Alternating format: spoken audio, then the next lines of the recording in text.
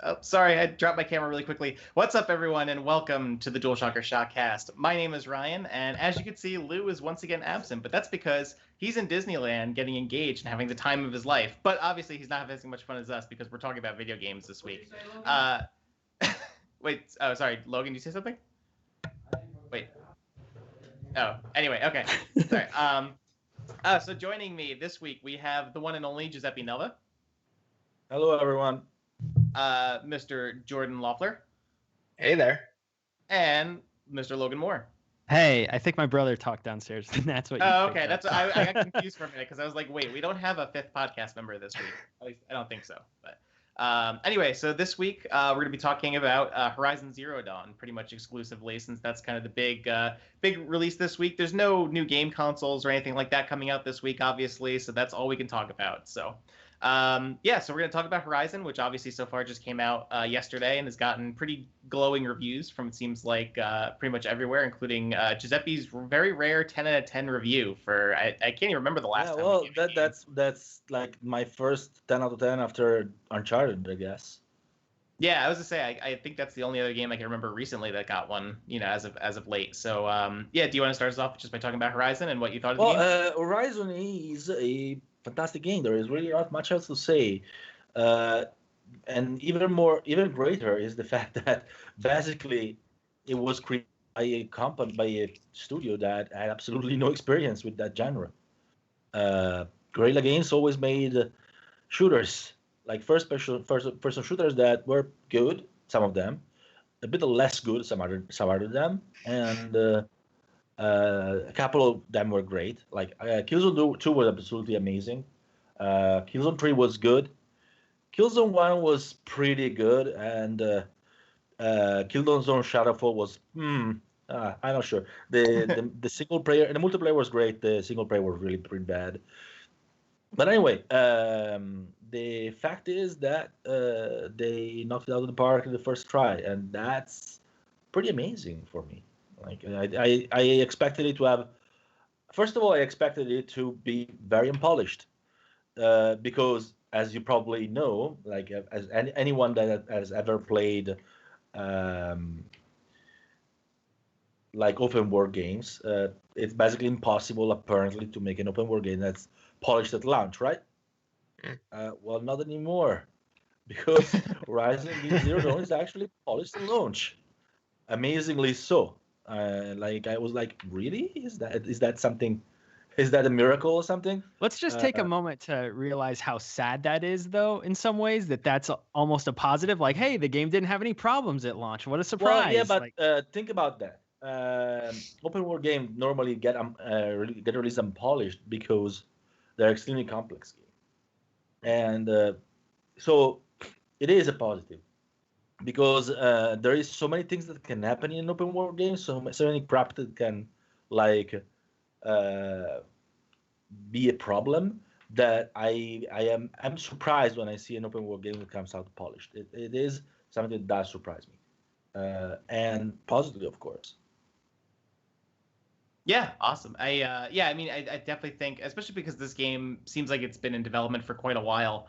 And like you said, Giuseppe, like this is a pretty big turn from what Guerrilla Games did previously with the Killzone series. And I was never really into those games. I didn't play any of them. I think just the genre, just the setting and all didn't really appeal to me that much. So I think Horizon. And not everyone likes shooters, right?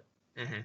Yeah, I mean that too, but I think especially just because I think Killzone kind of got a reputation of being very grim and dark and all that. At least with like the original games, but yeah, you like Nintendo, so you like Madden's games. Yes, I like happy things, but I think just compared to those, like Horizon is obviously it's a completely different genre. The world is very bright and vibrant, and the gameplay is extremely different. So I think that there's a lot of, not only for people that are like necessarily fans of Guerrilla Games, but I think people that were looking for something different from that studio, seems like they're getting that with this game. So I think of us here so far, Giuseppe. I think just Giuseppe and Logan have played the game. Jordan and I haven't played it yet. I just got it, and I'm probably going to start it tonight after the show. Logan, what have you thought about the game so far? What have been your impressions of it? Yeah, I'm about, I'd say, nearing 8 hours or so in. Oh, wow. And I'm struck by how unique it is. Like going into it, I figured it was going to be kind of, I mean, the premise was obviously a little bit unique with the robot dinosaurs, robot animals type thing. But the world itself didn't look very distinct to me or anything like that. And as I started to play it, it It's really, the real world. yeah, exactly. But yeah, as I got into it, I was just kind of struck by how unique the game was because I've never really played anything like this that I can think of. Like the moment to moment combat with the different creatures in the game, like I can't remember another game where I've encountered combat situations like that in certain games. Like you'll run into certain creatures in the game that you'll spend 15 to 20 minutes fighting, it seems like. And it is a long drawn out process, and you're ducking and weaving and hiding and trying to set up traps and trying to pick off parts of their armor from afar. And they turn into these really dynamic, interchangeable battles that I wasn't expecting from the game, and I don't really know why, because I think they did a good job of showcasing that stuff at E3 and in the trailers and things like that. But for some reason, that just never clicked with me. I never thought that it would actually be that dynamic once I got in the game and started playing. So I think to me so far, out of just the 8 or so hours I've played, the combat situations are really what is sticking out to me, and just how every one of them feels different from the other two. Like you don't feel like, I mean, I've had a lot of battles in the game, and I don't feel like any one of them are too similar to the other. So yeah, I mean, I don't know. I'm really enjoying it. It's fun to explore the world. There's a bunch of cool collectibles and things like that, which I'm always a sucker for. And yeah, it's just I'm really enjoying sinking my teeth into it. Yeah, the combat definitely, like from the gameplay videos I've seen, stuff look really interesting. I think I've heard a lot of people kind of compare it to Monster Hunter a little bit. It has that kind of feel where you're fighting these like kind of big monsters, but maybe just a little bit more dynamic because you're kind of you're not quite like Shadow of the Colossus, but like you're climbing on them, you're jumping on them. Like there's a really cool remember sense of. We are talking about a game that's working on a console that has a lot of more like hardware power, so they can actually power the AI. Like Monster Hunter actually is impressive for the fact that the AI of the monsters is not terrible on a 3DS. Yeah, I think it's just that from what I've seen of the game so far, it seems like there's a really good sense of scale when you're fighting these creatures that they do feel like, especially the tall necks, the ones I think that you have to climb up. They're like the tower type things. Yeah. That look really interesting to climb. I think one of the things I'm most curious about is just sort of the open world structure of the game is like, because I've heard people say, there's a lot of elements of things like Far Cry or The Witcher, things like that. So I'm just curious about like the open world and what you guys have found most interesting about the game structure so far. Well, finally, I actually don't understand like the comparison with Far Cry. Really? Yeah, I mean it's prehistory. This is not. And the world is very different to me. Like, I found the world of Horizon a lot more vibrant, for instance. Actually, I think the comparison with The Witcher 3 is more fitting for me. It's what it. I think that seems like the most like applicable like comparison is. Seems like The Witcher. I think it has the uniqueness of The Witcher, but the structure of it is similar to Far Cry. Whereas you go climb a long neck, and all of a sudden you reveal more of the map, or you go and take down a bandit camp or a corrupted zone or something like that. And so you're clearing out sections of the map, which is very Far Cry like. Yeah. But the world itself, Giuseppe's right, is much more unique and does stick out to me similar to The Witcher 3's world. Yeah, the one thing that sets it very much apart with Far Cry is that if you think about Far Cry and most of those series that are like from Ubisoft, they are very I'm not saying it in a like negative way, so don't get me wrong, but they're very systematic. And I'm not talking about systemic. They're seriously systematic in the fact that basically there is this activity, like climbing the towers, clearing the camps, and all that. Yeah. And basically almost all the game is based on that. Like there is a ton of those. There is a million of towers to climb, millions of camps to clear, and all that, right? On the other hand, Horizon, those things are like more rare. There are less of them, so they are more like the central part of the game, and they're less like the central part of the game, and more like a side activity that yes, you do. Like the Tallnecks, there are not very many. They're like I actually haven't played like Far Cry very much, like the last one, Primal, but I played the previous ones a lot. So I can't actually make a very direct comparison with the Primal, but in the previous Far Cry there was a ton of towers to climb. Like Yeah. I'm kind Yeah. of I'm kind of like a fanatic in the way that I basically had to spend most of the game, like for instance in Far Cry 3, finding all the towers and Yeah. climbing them all before I actually played. It took me like hours upon hours. Yeah, I did the same thing. I did the same thing because you want to open up the map as much as possible. Right. Exactly. Right.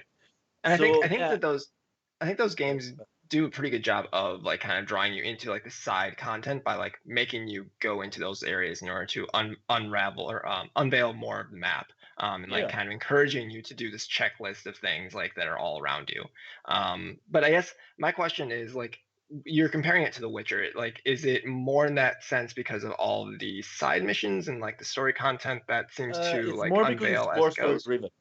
It's Okay. more because it's a lot more story driven than Far Cry. Like, yeah, Ubisoft games. I'm talking about all Ubisoft games. So honestly, I love them. So don't get me wrong. But most of the Ubisoft open world games, they appear like they're kind of built on the same mold, right? Yep. Yeah. Yep. They kind of all have the same thing. They thing to climb, the camp to clear, and a bit of story here and there, and the story is made with missions and stuff like that. But they are kind of all the same, and they are less story driven. They have a story, sometimes most of the times even a good story, but the story is like less central compared to the open world exploration. On the other hand, Horizon feels like the open world exploration is important, but it's less important in the story. Like the narration is the central, most important thing that you have. So then, I mean, so when I hear The Witcher, like the other thing that comes to mind besides the story, which is excellent, is that my main sticking point with the game There's no is sex. its Sorry. combat. My main sticking point with the game is its combat. So like Geralt always feels like he's walking into enemies every once in a while. Maybe it's just the way I play it, but he doesn't seem to move very well. Do you feel like that's different in this one? It's difficult to say because honestly, I don't feel the same. Okay. I mean, I mean, you're right. They are two different games, but you feel more fluid in your movement for sure. Like you're much, you can move, or you can climb things. You can like you're getting chased by something, just go climb up that mountain or something like that. What I meant is that I did not agree with the premise that Geralt didn't felt like he wasn't moving very well. One thing that I could agree on is that Geralt is a like pretty buff warrior and stuff like that. So is not as based on agility as much of as Aloy is. So Aloy is a huntress. So she is based on silence, agility. One thing that's definitely different is that, of course, Horizon is based a lot more on stealth than The Witcher 3. Like very much so. If you think about Horizon and The Witcher 3, Horizon is much more of a stealth game than The Witcher 3 or even Far Cry. Like Far Cry, for instance, has quite a bit of stealth, but stealth is just a matter of not really being seen by the enemy. Like it's not a central part of the game. Horizon, if you don't use stealth, you're kind of dead. Got it. Yeah. And I think another thing too, like I guess just with like the sort of because the game kind of reminds me of Witcher a lot of ways is one of the big parts of The Witcher was that the side missions were all basically kind of stories like on their own. They weren't just like the Ubisoft games where they're kind of more like a checklist type thing where it's like activities to do. Like they were pretty much fully fleshed out stories. So I was just wondering if Horizon has a similar feel to that. It's kind of like that too. Maybe slightly less than The Witcher. It's a little bit more, but I mean, there are a few more like fetch quests, for instance. But the story is much more fleshed out. The characters are much more fleshed out. So yeah, it's definitely much closer to The Witcher even in that. Yes. Awesome. Yeah. And then I think another, sort of big part of the game too that we've touched on a little bit is just the visuals and the fact that the game looks fantastic. Like even from the trailers and stuff I'd seen before, but now looking at gameplay videos and stuff, it like the world's really vibrant. Like it looks great. So I know Giuseppe, you've been playing it on a PS4 Pro. So if you want to talk about that and how it looks. Yeah, I actually have not tried it on a PS4, so I can't even say. A regular PS4 you meant is, yeah. Yes, of course. Yeah. So I couldn't even make it like a comparison, I guess, because I lack the time to actually make a proper comparison between the two. But one thing that sticks out to me is just how great the lighting is, for instance. The lighting is absolutely fantastic, and that also reminds me. Oh, sorry, I just. Sorry. I'm playing a game in the background and I kind of get in trouble. Sorry. Yeah. That's what happens when you play survival games while you're while you're podcasting. But yeah, the fact is that the graphics of Horizon, they look like a lot more like The Witcher in the way they are vibrant. Like The Witcher has a very vibrant world and story, so very vibrant world and lightning and graphics and all. Like it's very colorful in the way it is, even if it's a much more grim dark, you could say, world than Horizon. It's vibrant exactly like Horizon. There is a lot of colors. Like if you look at sunsets, they are super red. If you look at like they have a very vibrant palette. And that's pretty much the same that you see in Horizon, which is one of the things I like. This is the setup I like the most. Far Cry and most Ubisoft games again, which I'm not criticizing them. I just because I actually like them a lot. I'm actually one of the few people that has a lot less gripes with Ubisoft than most. They tend to like have a very cold palette in most ways. Yeah. They are not as vibrant as Horizon and The Witcher, and I prefer that a little less, I guess. It's a little less my thing, I would say. But in that's something that, yeah, Horizon and The Witcher. Well, I mean, we're making a lot of comparison between Horizon and The Witcher. We're not saying like the big elephant in the room is that a lot of people that worked in The Witcher worked in Horizon, because when Guerrilla set out to make Horizon, they actually created. They actually had to staff up because they didn't really made any open world game before. So they actually hired quite a few developers from The Witcher 3, from the CD Projekt, including people that worked on The Witcher 2 and The Witcher 3. So of course there is similarities and big ones, because yeah, it's the same people working on them. Of course, those people brought their expertise and their style into it. So that's not really surprising, right? Well, this was a huge project in terms of also like not only creating the game itself, but that engine. Like that engine is going to be huge going forward, I would assume, obviously for a Horizon sequel, but then obviously Kojima's using it for Death Stranding now. So this has been a massive undertaking for Guerrilla Games, and it's really shocking that they have gone from just being the Killzone guys to creating potentially a revolutionary game engine for the PS4 that now Hideo Kojima is using himself, and then they're going to use this, I would assume, for. I wouldn't be surprised if they share it with more studios. Yeah, exactly. Like sure. This is an engine that will be used by many people, I think, going forward. Obviously, in-house with Sony, like they're not going to let this leak out to third parties. But this is, I mean, they've really done something special here with this game for. Yeah, I mean, Guerrilla is now in the conversation, in my opinion, of the Naughty Dogs and maybe not the Rockstars yet or anything like that. Probably did the Rockstars too. They're upper. I mean, with this one game alone, they have entered the conversation of some of the higher up developers in the industry, which I don't think any of us really would have expected maybe 2 years ago. No matter how good we thought this game looked, I don't think any of us thought we would be having this conversation today about it. Yeah, I mean, I think that kind of leads into my next question, which is that obviously this is probably this is one of Sony's biggest games for the entire year, and I think not only that, but just moving forward, because they've already said that they're looking toward building this into a franchise and things like that. So I'm just curious about what you guys think of where you'd like to see Horizon go next, if I guess not if, but when there's a sequel. It's very hard to say this without spoilers, honestly. Because the only way Horizon can really evolve is story-wise, according to me. Like the formula is great. They can improve some things, but like the big thing is very simply making a sequel to me. So yeah, if I had to say where I wanted to go, I would have to talk about the story, which I can't. So I guess kind of tangentially then off of that, like, I guess I haven't looked up enough, but are there multiple endings to the game? Like, I'm wondering how much of an RPG we're looking Just one at. ending. Just one ending. Okay. Which, thank God, I'm really tired of multiple endings personally. So I'm really glad that this does just have the one. Some multiple endings are good. Some are less good. It depends on what you like, honestly.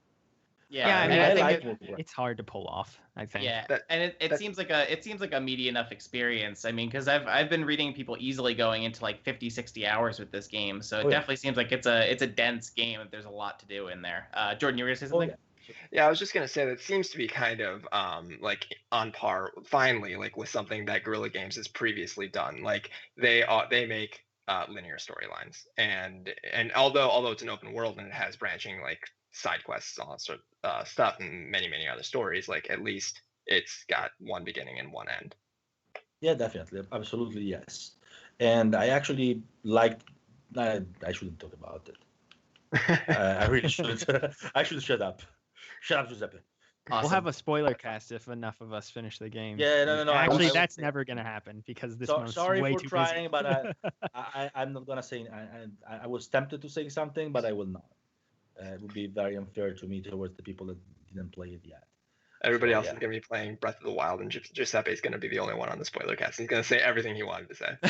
I know. That's the problem, is like, because I want to get started and play a little bit of it tonight after the show, but I know I'm only going to get maybe like 3 hours in before Zelda, comes in. I'm going to be playing a lot of that, so it's. I was actually going to ask you about that. What's your plan of attack with that whole situation? Because I'm obviously going to be running into that too this weekend. Well, see, I think so. Yeah, so I have a Switch and Zelda coming in on Friday, so I'll be playing that. And I think that I'm planning to play the Switch more as a portable than I think I will as a home console. So I think I'll be playing Zelda more like on my commutes and things like that. And then when I'm home, I'll play Zelda or I'll play Horizon, so that way I can kind of get an equal amount of time in with both of them, because I do definitely want to play both of them. That's just the hard part about when you've got two giant open world games like that are coming, very close proximity to each other. And then on top of that, Mass Effect comes out in a couple weeks.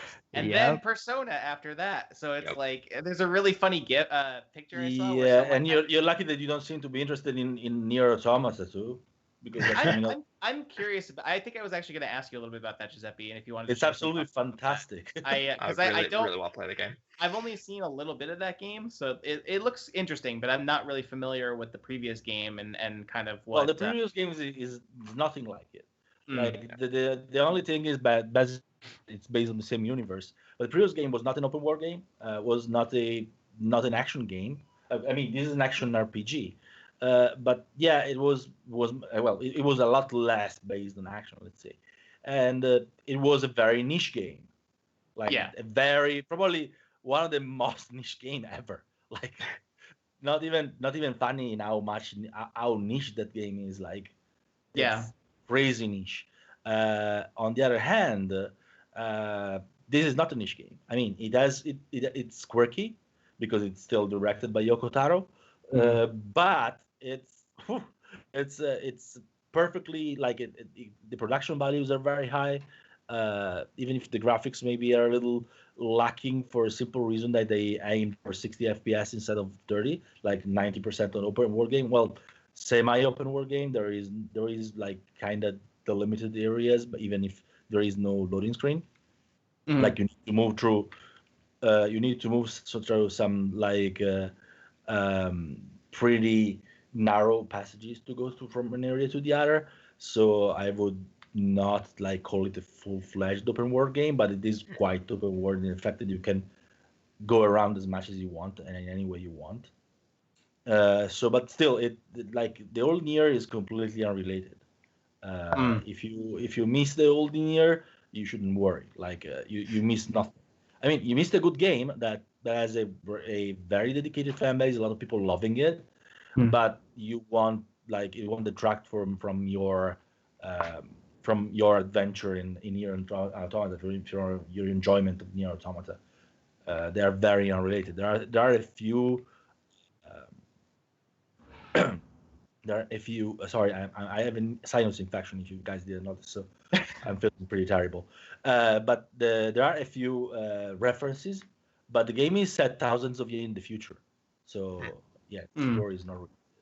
But other than that, it's a very, very high quality game. Like the action is fantastic. If you like Bayonetta or Metal Gear Rising: Revengeance, this is right your alley. It's just that on top of that, it has an RPG layer, which according to me, it makes it better. The RPG part of the game actually makes it even better than just having an action game. So yeah, it's very much a great game. It has some little flaws, I guess, like very small ones, like the fact that like the graphics are not super duper. Like if you play Horizon and then you play this, the graphics are definitely not on par. But Horizon runs at like half the FPS. And despite that, they have a few like rough spots, even in the FPS. On PS4 or normal PS4, it dips quite a bit in certain areas, and on PS4 Pro it doesn't in most places. But when you pass from one of the like tiles of territory to the other, you can kind of feel like a little swope, a little like a small stutter. So yeah, it is a little like it has slightly more rough around the edges than Horizon, for instance, but it is a fantastic game. Like if you like JRPGs, and I know you don't, it's not much up your alley, Ryan, but if you like JRPGs, it's a great game. If you like action games, it's a great game. Like if you like Bayonetta or Metal Gear Rising, that's pretty much the same Platinum Games stuff, and it's absolutely fantastic. And I'm amazed by how well they made it. Yeah, it definitely looks cool from what I've seen. And I think I love Bayonetta. Bayonetta was a great game, and it seemed like it has a bit more of like an action focus to it. It's something that I think I would be curious to check out. I think I'm just gonna maybe wait for when there isn't everything coming out at once like there currently is, because there's just so much out there now. It's like this period is like so crowded. I think this is like even crazier than like the fall. Like the fall, like fall's usually the busy season and stuff. March There's already been.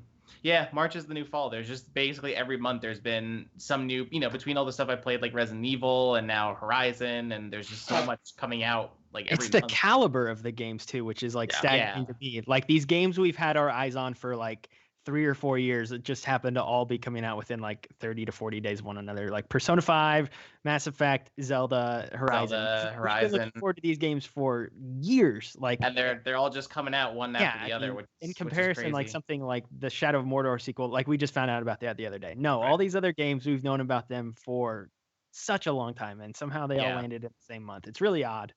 Yeah, well, and the fact that they're sorry, go ahead, Jordan. I was just saying Persona 5 got delayed too. It was originally slated for February 14th. Can you imagine how terrible that would have been? Yeah. Well, it's still pretty close, huh? Yeah, it's still pretty close. Yeah, it's not that far off, but yeah, I think it is just hard to keep up with all these games that we've been looking forward to for so long when they're all coming out within like weeks of each other, and you want to play and kind of get the full experience out of them, but you have to then you kind of want to move on to the next thing. So yeah, honestly, I'm just what I've been doing is very simple actually. Since I've been having to review quite a few of them. Like I had to review Horizon, I had to review Nier Automata and stuff like that. So I basically told myself, okay, I'm playing this for the review. So I'm playing the story and I'm playing as much as I can, but in the limited time, amount of time I have, so I'm gonna finish it. But I'm not going to focus on enjoying it. Focus on in open world games that I love to explore a ton. So like I spend a ton. A game like Horizon, I would probably spend 200 hours on it, just for exploring and stuff like that. Oh So yeah, what sure. I'm doing is that I'm just doing whatever I can to finish the game and see as much as I can for a review, and then after this period is passed, I'm going to actually play them all and actually enjoy them. Like for instance, even Final Fantasy 15, I restarted a completely new game. Didn't even use the new game plus, and I'm playing it like when I have time and enjoying it thoroughly again. And that's exactly what I'm gonna do. Like I'm not even gonna touch the new game plus or the old save file. I'm just going to restart fresh and get full enjoyment of the game, I didn't have to review them. Which I mean, I played them plenty, and I played them enough to get a good feel of all of them. I finished them all and all that. But I think that if you play a game for a review, it kind of ruins a little bit of the enjoyment of it, especially if you have a close deadline. So I really want to play them all without having to worry about I need to finish the review for like in 3 days, so I need to I need to skip this. You know? Yeah, I kind of feel the same way because, well, I just joined the staff like a month ago, and so when I got here, you guys were like, we've actually just finished doing reviews for March, so we won't be able to give you any review copies for March. And I was like, oh darn, what a shame! I won't have to review any of these games. So such a disappointment. I'll just be able to play them at my own leisure. So, yeah, I feel the same way because you try to be as objective as possible too, like. For instance, I just played through Dishonored 2, and that game did not click with me whatsoever, even though I know full well that it's a good game. Ryan will kill you.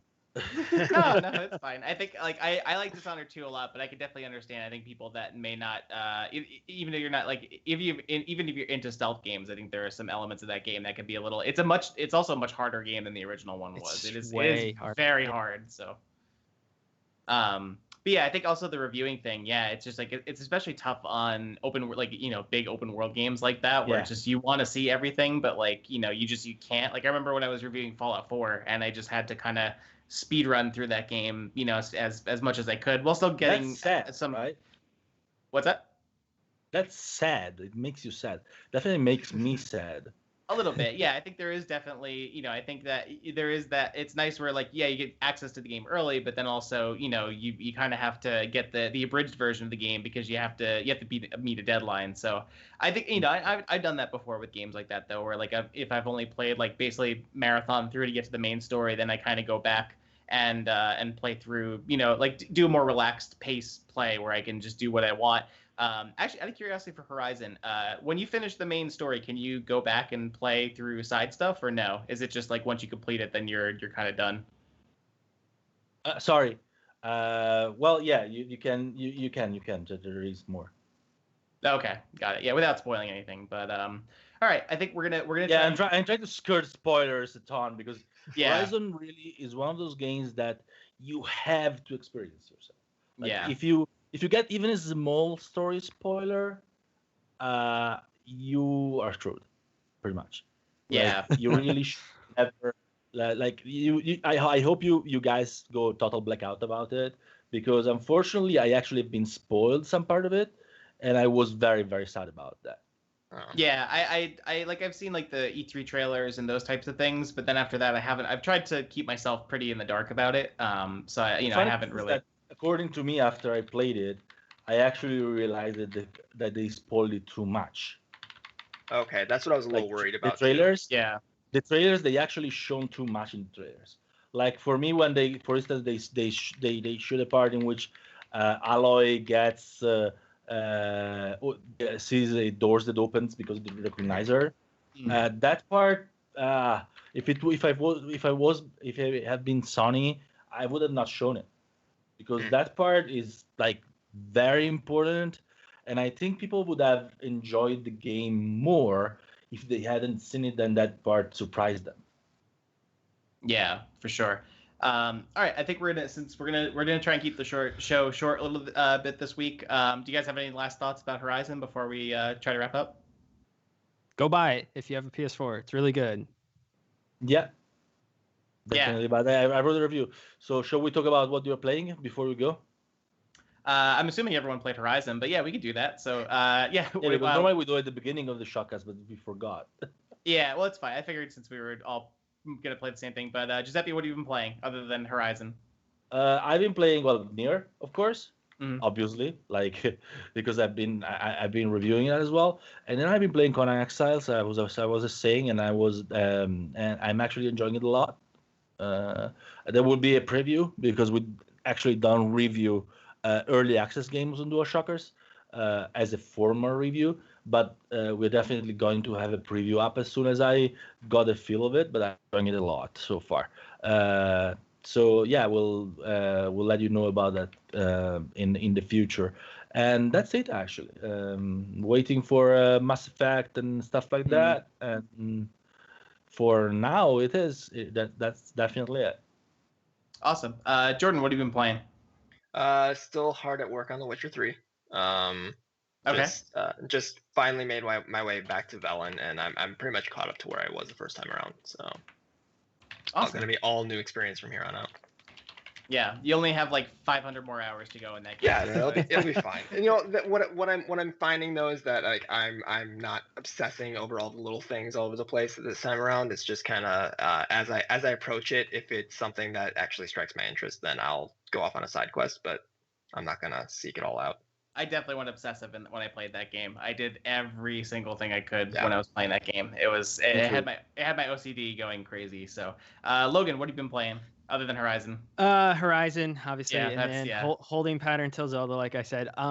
Yeah, that's it. I did want to bring up one game though that I am not playing, but I have been like super curious about the past week. It seems like everybody's been talking about it and blowing up about it, and I don't know if we ever reviewed the game, but Night in the Woods looks super interesting to me, and I've had my eye on it the past couple of weeks since I saw when it was going to come out, and I really want to get into that at some point. I have no idea when I will, obviously because of just everything else that's coming out, but I want to get around and play that at some point. That seems like a dope indie game that I personally feel like I would enjoy, and I don't know, I like games like that, and I really like to dig into that's it. one I definitely want to get into too. I played it a couple times at preview events and things like that.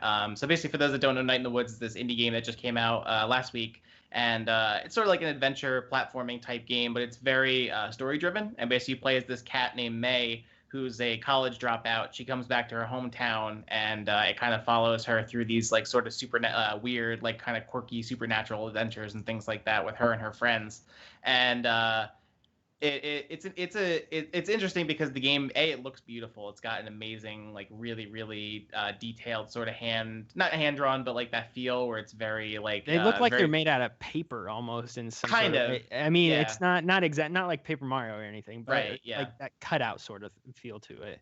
Yeah, it's got a really weird story and very interesting characters, and it's funny too because there's actually like there's the main platforming game, but then you also, as you go through the town and meet your friends, you find these little mini games you could play, and the mini games are almost like full-fledged games on their own. There's a almost like a Guitar Hero like rhythm game that's in there that's like pretty in depth, like it's pretty crazy. And it's a pretty it's not super long, but it's I think like 8 hours or so. So it's there's a good amount of stuff in there, and I think that there's I don't know for sure, but I think there might be like some stuff that you can find. Like there's different things you could find that you may not catch the first time around, like because there's a lot of different games and things like that. So I think it's definitely a game that seems like you could play it a couple times to get kind of new things out of it. I think Tyler's reviewing that game, so you probably can look for more in-depth stuff coming up. But yeah, that's definitely one to catch up on. It's just it's hard when a game like that releases in a busy time like this because it's so much coming out and it might get a little buried. But I think if you get a chance to check out Night in the Woods, you should. It's a really cool game. It's only like $20 too, so it's definitely a cool experience. All right, cool. So I think we're just gonna go really quickly through the new releases. So for the new releases for this week, we had Horizon Zero Dawn on PS4, obviously. Torment, Tides in Numenera for PS4, Xbox One, and PC. Constructor HD for PS4, Xbox One, and Windows. And then on Friday, we get the launch of the Nintendo Switch and the following games. 1-2 Switch, I Am Setsuna, Just Dance 2017, Snipper Clips, Human Resource Machine, Little Inferno, Skylanders Imaginators, The Binding of Isaac I'm sorry, that's not a launch game, never mind. Super Bomberman R, and the most anticipated Switch game coming out, World of Goo on Nintendo Switch. Clearly No way. No, then there's also the small indie game, The Legend of Zelda Breath in the Wild, which no one is going to play that game at all. And then for the remainder of the week, next week, we have, on March 7th, we have Atelier Firis, The Alchemist and the Mysterious Journey for PS4, Vita, and Windows. Lego Worlds for PS4, Xbox One, and Windows. Nier is Automata or Automata? Automata. Automata for PS4. And Tom Clancy's Ghost Recon Wildlands for PS4, Xbox One, and PC. Oh my gosh. I know that's out next week. The beta, I think, was pretty recently. There was a lot of people that were playing it. And it seems pretty cool. All right, so I think just a couple quick shout-outs on the site. You could check out Giuseppe's Full Horizon 10 out of 10 review on the site for more detail on that. And also his 9 out of 10 review of... Bless you, Giuseppe. You can also check out his review of Nier Automata. And I did an interview with the developers of Use Your Words that you could check out that we posted recently. I think that's it for most of the big stuff. Otherwise, you can check us out, as always, 24/7 on DualShockers.com. You can find us on Facebook and Twitter and Instagram at DualShockers. On YouTube, you can find us at DSTV Originals. And on Twitch, you can find us at DualShockers Live. And we record the ShockCast every Wednesday night, or most Wednesday nights when we're not busy with our lives, at 8:30 p.m. Eastern Time. All right, that's going to be it for this week's show. Thanks, everyone, for joining us. And Giuseppe, Jordan, and Logan, thanks for joining this week. And we'll catch you guys later. See you, everyone. When we're not playing Horizon, that is. Right. All right. Thanks, guys, and see you next week.